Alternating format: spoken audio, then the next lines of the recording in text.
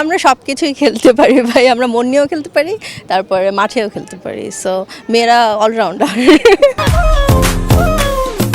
আমি মন নিয়ে খেলি না ভাইয়া, আমি যার সাথে প্রেম করব বা যার সাথে প্রেম করার ইচ্ছা আছে আমি সিরিয়াস থাকবো, আমি মন নিয়ে খেলতে পারি না। যেই মেয়েরা মন নিয়ে খেলে তাদের আমার দেখতে ইচ্ছা করে না। কেন ভাই তোমরা মন নিয়ে খেলবা, তোমরা ছেলেদেরকে কেন ঠকাবা? তাদের যদি টাকা লাগে তাহলে তারা সুগার ড্যাডিদের মন নিয়ে খেলবে, এটা তাদের ব্যাপার ভাই, এটা তো আমি কিছু জানি না। আমরা সবকিছুই খেলতে পারি ভাই, আমরা মন নিয়েও খেলতে পারি, তারপরে মাঠেও খেলতে পারি। সো মেয়েরা অলরাউন্ডার। মন নিয়ে খেলার জন্য অলরাউন্ডার না ক্রিকেট খেলার জন্য অলরাউন্ডার? দুইটাই বোথ। এখন পর্যন্ত কতজনের মন নিয়ে খেলেছে? আমি মন নিয়ে খেলি না ভাইয়া, আমি যার সাথে প্রেম করব বা যার সাথে প্রেম করার ইচ্ছা আছে আমি সিরিয়াস থাকবো, আমি মন নিয়ে খেলতে পারি না। যারা মন নিয়ে খেলে তাদের উদ্দেশ্যে কি বলতে চান? যেই মেয়েরা মন নিয়ে খেলে তাদের আমার দেখতে ইচ্ছা করে না। কেন ভাই তোমরা মন নিয়ে খেলবা, তোমরা ছেলেদেরকে কেন ঠকাবা?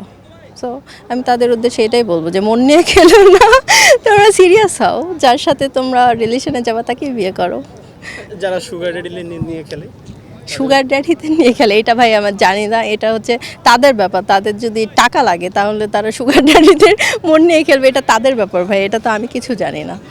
আপু আপনার প্রেমের গল্পটা একটু জানতে চাই যে আসলে কিভাবে পরিচয় হয়েছিল এবং কিভাবে প্রেমটা হয়েছিল ভাইয়ার সাথে। নো কমেন্টস ভাই, এই নিয়ে এই কথা আমি বলতে চাচ্ছি না, থ্যাংক ইউ। ভাইয়ার বিষয়টা বাদ দিই, হ্যাঁ। আরেকটু যে একটা বিষয় জানতে চাচ্ছি যে মিডিয়ার বিষয় নিয়ে অনেকের একটা ভুল ধারণা হোক বা যেটা সঠিক কিনা সেটা আপনারা ভালো জানেন, অনেকে বলে যে মিডিয়ার বিয়ে টিকে না।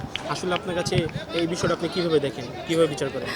মিডিয়ার বিয়ে টিকে না, আসলে আমরা যা দেখছি শুধু মিডিয়া না সব সেক্টরেই কিন্তু ডিভোর্স হয়ে যাচ্ছে। শুধু মিডিয়া না, মিডিয়াটা কেন সবাই দেখতে পাচ্ছে, কারণ হচ্ছে সবাই সেলিব্রিটি, নিউজ হচ্ছে এই জন্য। বাট আশেপাশে দেখবেন আপনারা বেশিরভাগই 1 মাস 2 মাস 1 বছর পর ডিভোর্স হয়ে যাচ্ছে। এটা কি কারণে, এটা নিয়ে আরেকদিন কথা বলতে হবে ভাইয়া, কী কারণে না কারণে। বাট হ্যাঁ, এটা যারা এটা মানে মিডিয়াই না, আসলে এটা সব সেক্টরেই হচ্ছে ডিভোর্সটা।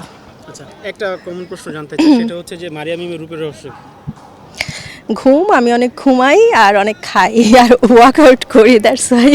এত খাবার পরেও কিভাবে একটা মানুষ এত সুন্দর ফিটনেস বজায় রাখে এবং এত সুন্দর হয়? এটা আমি জানি না, এটা গড গিফটেড মেবি। আমি যতই খাই আমি স্লিম থাকি।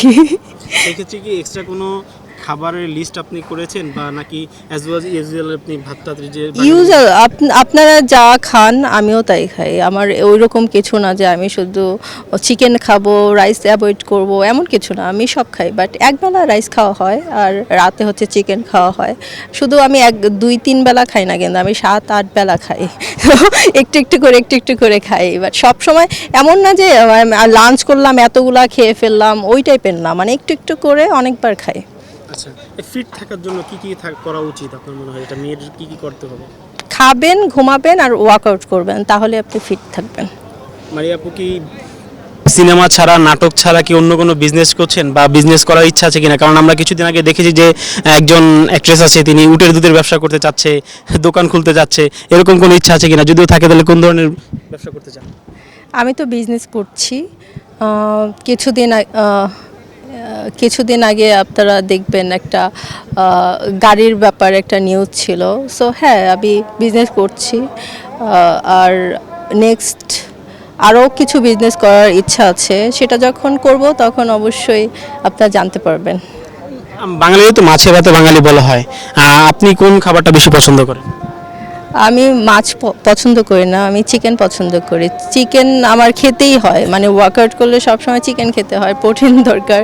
সো আমি ফিশটা পছন্দ করি না, বাট চিকেন পছন্দ করি।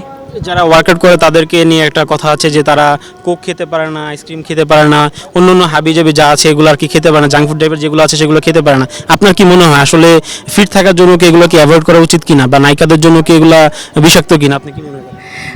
কোকটা খাওয়া উচিত না, আইসক্রিম খাওয়া যাবে, বাট এমন না যে আমি এভরিডে আইসক্রিম খাবো, এভরিডে বার্গার খাবো, এমন কিছু না। একদিন তো চিট ডে থাকে, সো হ্যাঁ তখন খাওয়া যাবে। বাট এভরিডে আপনি যদি ফাস্ট ফুড খান তখন তো আপনার স্কিনের জন্য খারাপ হবে, আনহেলদি। সো এগুলো খাওয়া ঠিক না। সর্বশেষ দর্শকদের উদ্দেশ্যে যদি কিছু বলতেন। সবাই আমাকে বেশি বেশি ফলো করবেন, বেশি বেশি ভালোবাসবেন, আমার নাটক দেখবেন। Thank you so much.